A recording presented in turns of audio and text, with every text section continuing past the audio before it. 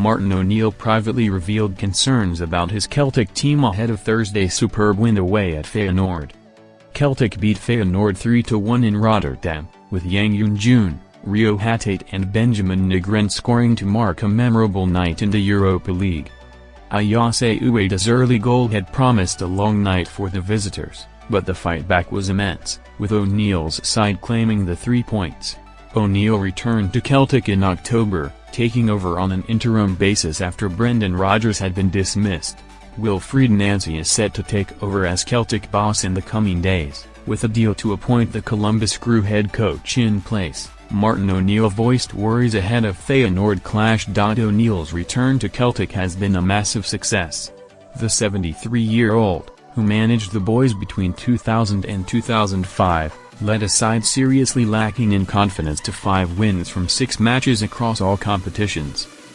In a time of need at Celtic Park, the Northern Irishman provided a familiar but encouraging face to a place that desperately needed it. Celtic's 3-1 win over Rangers in the Scottish League Cup semi-final will undoubtedly go down as the highlight of the manager's return, but Thursday's win was not bad either. It was somewhat of a smash and grab from O'Neill's side, who were able to soak up pressure and get away with good Feyenoord chances before taking their own opportunities up the other end. If that was to be the last Celtic away game ever managed by the veteran manager, he signed off in style. Graham Spires revealed on Friday that O'Neill had actually voiced concerns ahead of the trip to Feyenoord. O'Neill had real reservations about this Celtic team's ability to come to Rotterdam and compete with, let alone beat, Feyenoord, the journalist wrote. The Martin O'Neill question now for Celtic. Reaction in Rotterdam.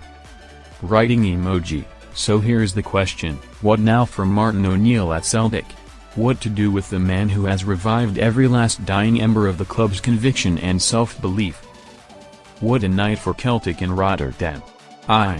He said it to me and he more than hinted at it during his pre-match press conference. O'Neill has had no illusions at all about the quality of this Celtic dressing room, a concern only exacerbated by midterm injuries to some of the club's key players. So O'Neill, still learning every day about his inherited squad's mettle, had doubts.